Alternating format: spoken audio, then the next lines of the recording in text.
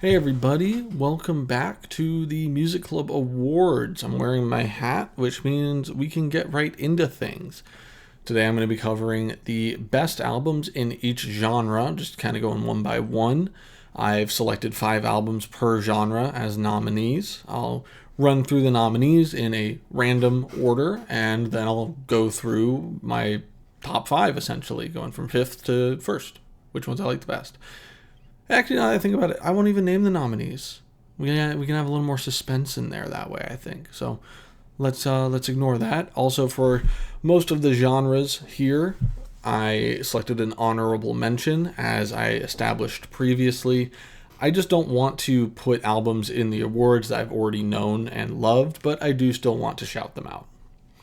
So without further ado, let's get into this. Let's start with the best rock albums. Honorable mention to Death Consciousness. One of my favorite albums of all time. 10 out of 10. Gorgeous, brilliant, unlike pretty much anything I've ever heard. Just a genius, immaculate project. And I think I reviewed it on video. If I didn't and you want to hear my thoughts on it, just ask and I will talk at length about why I love Death Consciousness. But honorable mention to Death Consciousness by Have a Nice Life. In number 5, and this is, I think, going to be a shocker, I have Hospice by The Antlers, submitted by Dom. And if you remember, Hospice got a 10 out of 10 for me. It's one of only 3 albums in Music Club that I gave a 10 out of 10 to. And don't get me wrong, I adore this album. I think it's brilliant. I think it's perfect. And it's very personal and speaks to me very deeply. But when talking about a rock album, while Hospice, I think, falls into the category of rock, I don't really know what else I would describe it as. It isn't the most rocky album that we've had. So I'm going to give it a 5. I'm going to give it 5th, my 5th favorite rock album. It was incredible, but it just doesn't, I feel like, fit the spirit of the category for best rock album. At number 4, we have Daydream Nation by Sonic Youth, submitted by Brendan. And I didn't know a lot about Sonic Youth. I knew of them. I knew that they were a vaguely kind of experimental, almost punky band. But I put them in rock rather than punk, because I feel like they're not quite punk enough for me to feel comfortable slotting them in there. But Daydream Nation was a really fun listen. It was really cool, really engaging, with a ton of variety throughout. Just kept me interested, and I thought was a fantastic rock album with a lot of great tracks, great performance, great composition, and I totally understand the acclaim that Sonic Youth get, especially for that album. I don't know if that's generally considered their most acclaimed album. I'm not sure, but I wouldn't be surprised if it was. I liked it a lot. At number 3, we got Close to the Edge by Yes, another Brendan album. And I love Yes. I do. I really do. And Yes is always going to land high for me. It's always going to be a great experience. I genuinely just, I'm never going to be mad hearing some Yes. But I've made this very clear. I don't think Close to the Edge is their best work. I'm still very much partial to Fragile and the Yes album. Now, the track Close to the Edge, that might be Yes's best track. I'm not going to say one way or another. But, Close to the Edge. It's a fantastic album. Yes is a fantastic band. They really don't miss. If you want great prog, in my opinion, my very biased opinion, best prog group, it's Yes. I'm always going to say Yes. At number 2, we've got Gongjung Dodak by Midair Thief, submitted by Nick. And I'd heard some things about Midair Thief, but I think it was more specifically about Crumbling, which I haven't listened to. But Gongjung Dodak it was a bop. It was a fun time. I could dance around, move around, bop, bip, boop, bang, all day to Gongjung Dodak. I don't know what the fuck they're saying. I kind of wish I did. But the instrumentals and the performance on it is fantastic. It is great. This isn't like your dad's hard rock. This isn't classic rock by any means. But it's still, I'd say, closer to rock than anything else. And just a super fun listen, just a good vibe the whole way through that I've revisited a few times at this point. And yeah, I'm a big fan, big fan of Gangjung Dodak. Getting to number 1, my favorite rock album in all of Music Club, A New State by Nervequakes, submitted by Evan. This was just a bombshell that got dropped. I think in Mystery Week was when this came down. I was not expecting this from Evan. I don't even know exactly how Evan found this album, considering on Spotify they've only got like 10 listeners. But holy shit, this was a really good post-punk album. Just super fun, super enjoyable. Yeah, it really checked all my boxes. You know that I love post-punk, especially this kind of newer wave of post-punk. But this really just hit a ton of influences from the Smiths to Television. I think I heard a little bit of Television in there, a little bit of The Fall. Just great, just pulling influences from tons of bands that I like and mixing them up all together into one thing.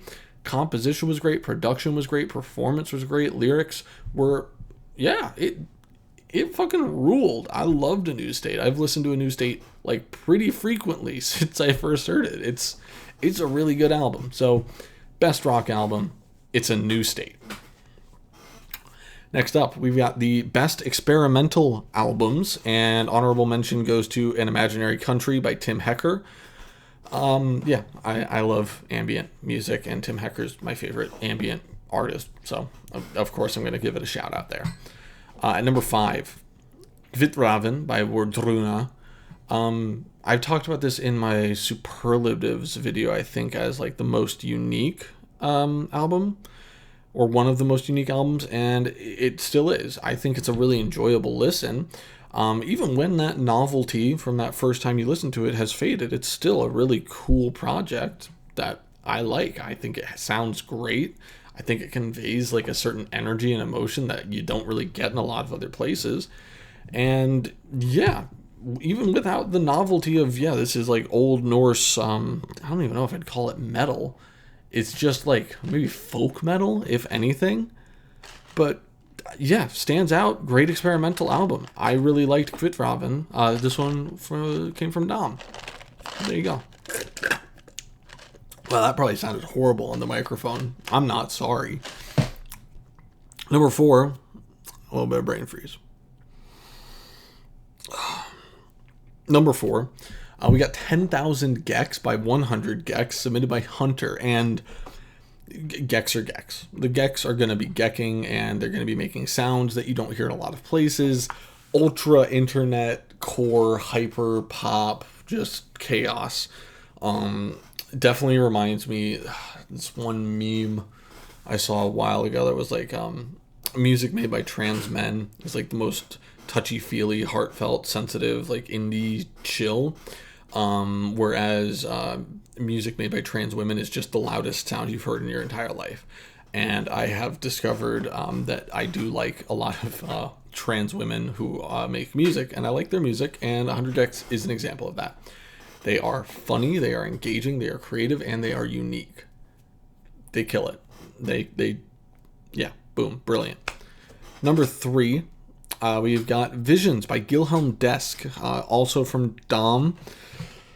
I've talked about this album. I think this won my most unique award, and it still is. You know, Hurdy-Gurdy goes so hard, it sounds so fresh, and there's just that excellent juxtaposition between that classical hurdy-gurdy instrumentation that you're already not super familiar with super modern compositions that just have a lot of fun and a lot of energy in them. So yeah, adore Visions. I've talked about it already a lot, but I don't think it's if anything, you might be surprised that it's only landing at number 3. There's a reason for that, and I will elaborate more. Getting into number 2, we have Earth 2 by Earth. It's drone metal. I really like drone metal. It's one of the better drone metal albums I've ever heard. As I established when I first reviewed, I'm sorry, I keep taking my hat off, and I'm sure that's distracting. I just gotta do shit with my hands at all times, you know. When I first talked about Earth 2, I talked about how I do prefer Life Metal by Sun, and I still do. But Earth 2 is still a great drone metal album. There's not as much subtlety, there's not as much calm, but that does it a lot of favors. This is definitely easier to get into than certain other drone metal albums. It's more engaging, it has more going on, but still not too much to really bust it out of its genre. And yeah, Earth 2 just, I don't even want to say a chill listen. It's loud, it's big, it's very grandiose in how it is, but it's not making my heart pound, but I don't want it to. I want it to be something I can kind of have on while I'm doing other activities, and it certainly fills that niche, and it fills it very well. Very enjoyable, good composition, good performance, and yeah, put together brilliantly. I've said brilliant a lot in this review.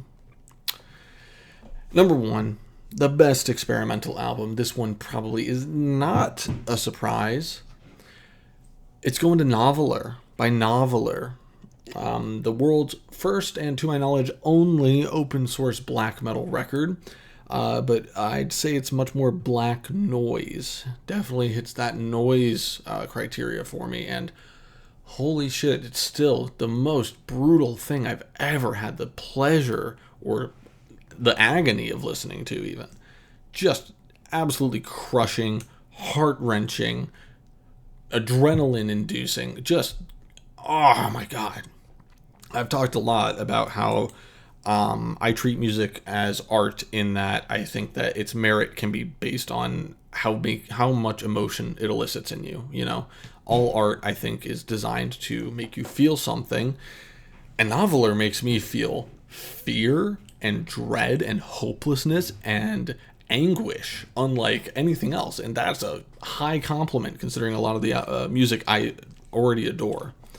Noveler blew me away with just how dark and grimy and crushing it was in its entirety. Loved it. Can't say enough great things about it. There's a reason I gave it a 10. There is a reason I gave it a 10.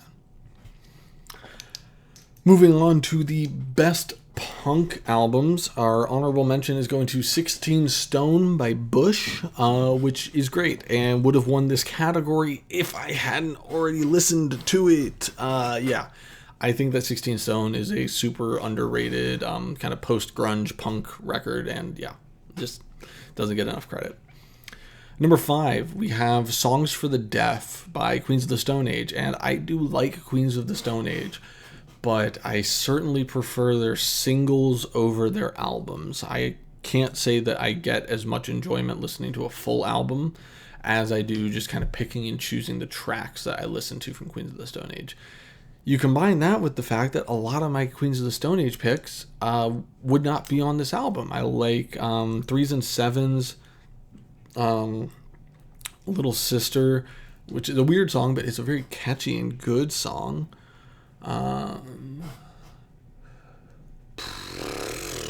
There's one more that I'm totally forgetting. My God is the Sun, off of like Clockwork, I think. But yeah, Queens of the Stone Age is great. I just don't know if I have a ton of faith in their ability to put together a good, cohesive album. And while Songs for the Deaf was certainly a cohesive project, it just didn't scratch my itch. So 5. Number 5, at least. At number 4, Redacted by Redacted. This was punk. Congratulations, Jude. You did it. And I don't. This is going to sound like an insult. It's not. It was produced professionally. It was put together very well. But there was definitely a youthful, almost amateurish aspect of it that I think is really critical to making good punk music. I mean, the lyrics were very raw and, just they weren't poetic. I'll put it that way. And that's something I think you want in punk. Punk is about rawness. It's about emotion. It's about feel and energy. And Jude, you and your friends, you delivered that on Redacted. So good. Yeah, just a good album. Just fun to listen to. And I think delivers on the punk ethos in a way that a lot of albums fail to. So Redacted, you get my number 4 spot. Number 3, we have Riot by Paramore, which I like. I do. I'm mid-video. Riot's going to be my number 4. I'm going to put Redacted actually above Riot. Riot was good.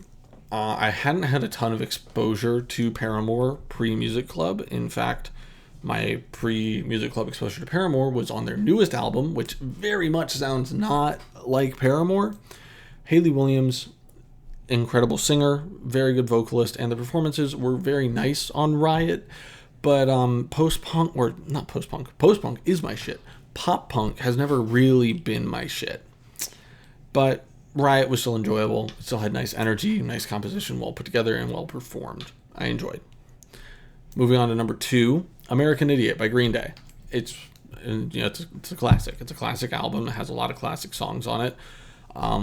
Billy Joel Armstrong's voice does still get on my nerves after some time, and I'm still not the biggest fan of listening to Green Day in that much of a session, Again, a lot of punk for me is kind of pick and choose, take the singles, take the songs I like, and don't need to just have it in its entirety. But American Idiot is a very well composed, very well put together and produced album with iconic tracks and iconic performances, and it's almost a bit of blasphemy for me to say much negative about it. I didn't think there were a ton of weak spots on it. Some songs were certainly better than others, but I don't think there was just a bad moment on American Idiot either. So let's get to my number 2. At number 1, it's Paramore by Paramore, which I liked a lot more than Riot. I thought that Paramore had more intrigue and more emotion. The songs were more fun, and it didn't feel quite as polished. It felt, a lot more raw and a lot more real, if I don't have any better words for it. Yeah, I just, kind of similar things I said to Riot. Hayley Williams is incredibly talented. The band does her a lot of favors with their performances. And yeah, Paramore was a really fun album. Oh, I wish I had more to say, but some of these categories I'm going to be kind of sparse on them, and sorry. So yeah, Paramore is, in my opinion, the best punk album we had in Music Club. This is, I think, going to be the last category or last genre I cover for today. I'll be back to do, more, but I don't want to make like an hour long video. I actually don't have that much time today for that. So let's get into the best metal album for Music Club. Honorable mention goes to Lateralus, my favorite Tool album, one of my favorite albums of all time, one of the most formative albums in my life in terms of the types of music I like and the things I appreciate in music. It's perfect. It's a perfect album, but I've already listened to it, so it's going to be an honorable mention. Oh, well. At number 5, Black Sabbath by Black Sabbath. Paranoid is a better album. I'm sorry, Paranoid is a better album. But Black Sabbath is Black Sabbath. Rest in peace, Ozzy. Jesus Christ, I just realized in between the last recording and this one, Ozzy Osbourne has passed away. But Black Sabbath is a good album. It is a good album, but they definitely refine their craft a bit more on later works, but you can still hear and absolutely appreciate what they've got going on in their debut. So, Black Sabbath, brutal, sludgy, doomy, classic. It's my 5. At number 4, One Man Army by Ensiferum. Yeah, I liked this. It was a bit more power metal than most of what I listened to, but it was, I think, executed in a way where it took itself the perfect amount of serious. Bands like Sabaton, for example. I don't really like Sabaton because they take themselves way too seriously when it's like, bro, you're making a song about history. You're a fucking crash course history YouTuber making metal music. It's almost like the metal equivalent of epic rap battles of history, but they only talk about things that white guys care about. And they take themselves too seriously doing it. If they just toned that down a bit, that'd be great. And I feel like that's what Ensiferum did here. They captured that sound. They didn't take themselves too seriously, especially lives in my head rent free, and my heart soars for it. Having a bonus track on the album titled Bonus Song that is exclusively about it being a bonus song brought me so much joy that this album, it lifted the album for me, because it showed me they're having fun, and I want my artists to either want to kill themselves or I want them to be having a good time. So One Man Army, that's my number 4. At number 3, Metallica by Metallica, which you might be surprised to see on this list. I never listened to it in its entirety before Music Club. I'm pretty sure I'd heard every track off of it, but never in the order it was meant to be. And even if you don't like metal, even if you don't love metal, Metallica is a great album. It deserves the acclaim it gets. Metallica as a band can go fuck themselves. They're pieces of shit and I hate them. But the music they made was phenomenal on this. Just every track has something redeeming and something fascinating about it that, yeah, I really adored. I thought, man, it's hard for me to like kind of go into it because I feel like everyone knows Metallica, right? Like this shouldn't be a surprise for anybody really. It's great. It's Metallica, man. What do you want me to say here? You want me to talk about Enter Sandman? You want me to talk about fucking Sad But True? Unforgiven? Like, it just hits. It just hits. Doesn't miss. It's Metallica. It's good. It's fucking the 3rd best metal album that we had this year. At number 2, and I don't love that I did this in retrospect, but I'm going to stick with it because I'm already 22 minutes into this video. At number 2, I have Earth 2. I already talked about it. I already talked about it for the experimental category, where it also got 2nd place. So it's getting barely beaten out here again, but drone metal's metal. It's an experimental category of metal. Fight me. I think it can be in both categories. And if you don't, then seek help. Earth 2, 2nd best metal record. And at number 1, this was one that grew on me a lot. I didn't expect it to, but starting in, say, February, it just popped into my head again. And there was a good, month that it just didn't leave. And I developed a bit of a fixation on it. And, yeah, the best metal album of Season 1 of Music Club, Saturday Night Wrist by Deftones. I was familiar with a little bit of Deftones before Music Club. Obviously White Pony, but a little bit off of My Own Song, or no, Around the Fur. That's the album, and Around the Fur is great too. But if I have to choose between Around the Fur and Saturday Night Wrist, it's Saturday Night Wrist. There's something just so hypnotic and mesmerizing about Chino's vocals on pretty much every Deftones project, let's be real. But in Saturday Night Wrist, you get songs like, one, Cherry Waves. I would not be surprised if Cherry Waves lands on my Spotify Wrapped. I have listened to that song so much just because the wailing and oh my God, breathy and ethereal. His voice is almost a shoegaze instrument, and I fucking love that. And then you combine that with the almost subdued metal elements, but it still has that nu metal flair. And I never thought I would compliment something about nu metal, but here we are. Sorry, I gotta finish my boba. My boba without boba. But yeah, Cherry Waves, Beware, Hole in the Earth, Pink Cell Phone, or what I think that's what it's called. Just consistently engaging and fun and interesting and emotional tracks off Saturday Night Wrist that I didn't think I'd keep coming back for more, but I kept coming back for more. So good work, Jude. Saturday Night Wrist is my number 1 metal album. I will be back That's not professional. I'll be back in not too long, if nothing else, maybe like another week or so, to go over some more genres. Just don't have all the time today to get through every genre. But let's take a look here. It looks like next up we're going to be doing my pop, hip hop, both electronic categories. That'll probably be the next video because I think I'm going to have a lot to say about a lot of these. And then after that, we got the rest of the genres. So I promise you, I swear to God, here's my pinky. Swear to God, I will not wait 6 months to upload another video. So, yeah. The fuck.